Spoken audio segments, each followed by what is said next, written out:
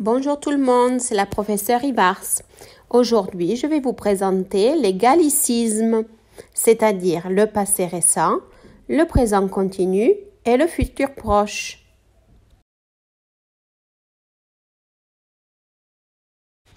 Perché chiamiamo le passé récent, le présent continu e il futur proche gallicisme? Perché sono tre forme verbali tipicamente francesi che servono per esprimere delle azioni che si stavano facendo poco fa con il passé récent, che si stanno facendo in questo momento col présent continu o che si stanno per fare con il futur proche. Qual è la differenza con il passé composé o i tempi del passato, il presente e il futuro? La differenza è che i gallicismi non si possono tradurre in italiano letteralmente, non si possono tradurre parola per parola, perché non avrebbe senso.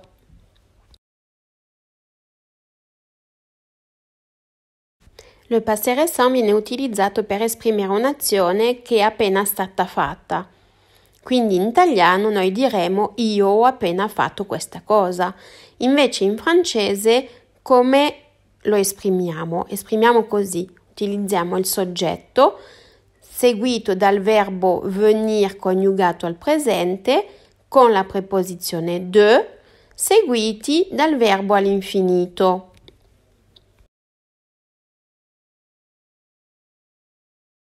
Vediamo adesso un esempio di passé récent. Joe vient de parler à Camille il y a 5 minutes. Joe è il soggetto, vient de è il verbo venir, de coniugato al presente, parler il verbo all'infinito, a Camille il complemento. Vedete che c'è inoltre specificato il y a 5 minutes, quindi poco fa. Infatti il passé récent lo utilizziamo per esprimere un'azione che abbiamo svolto poco fa. Ripassiamo un po' il verbo venir, che dovreste conoscere tutti a memoria. Répétez après moi. Je viens, tu viens, il vient, nous venons, vous venez, ils viennent.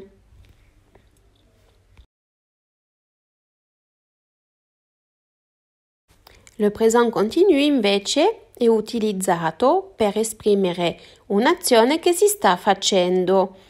In italiano diremo io sto facendo questa cosa.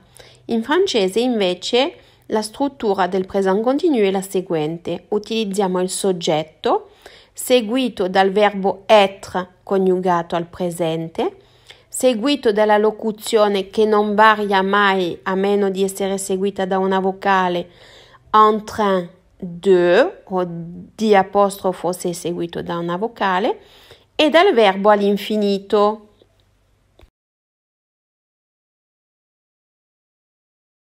Vediamo adesso un esempio di frase con il présent continu. Mattia est en train de parler à Anna maintenant. Mattia è il soggetto e il verbo être coniugato al presente, en train de la locuzione che non varia a meno di essere seguita da una vocale, ma il verbo parler inizia con una consonante. Parler il verbo all'infinito. A Anna il nostro complemento. Maintenant, vedete, è specificato maintenant. Cosa vuol dire? Vuol dire che questa azione si sta facendo in questo momento. Per questo utilizziamo le présent continu. Mi raccomando, nessuno è in treno, Infatti, come vi spiegavo prima, en train de non si può tradurre letteralmente. Ripassiamo anche il verbo être, che dovreste conoscere tutti, però non si sa mai, meglio ripassare. Répétez après moi. Je suis, tu es, il est, nous sommes, vous êtes, ils sont.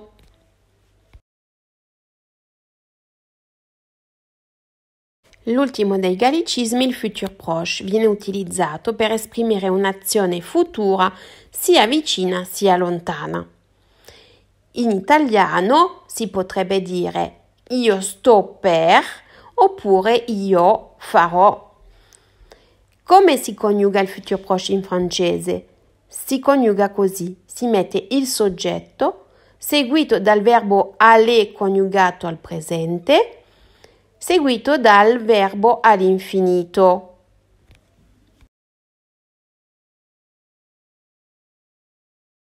Vediamo un esempio di futur proche. Morgana va parler à Chiara du devoir de français ce soir. Morgana è il soggetto, va il verbo aller al presente, parler il verbo all'infinito, a Chiara il nostro complemento. Avete visto che ho specificato anche ce soir, quindi vuol dire che questa azione si svolgerà in un futuro. Adesso ripassiamo anche il verbo aller, non si sa mai, lo dovreste conoscere a memoria, però meglio ripassare. Répétez après moi. Je vais, tu vas, il va, nous allons, vous allez, ils vont.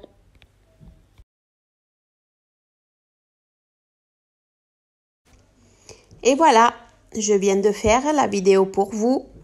Je suis en train de la finir. Et ensuite, je vais faire une petite promenade dans mon jardin. Et vous, qu'est-ce que vous venez de faire?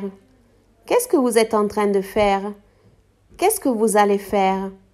Je vous embrasse bien fort. Bon travail à tous. Au revoir.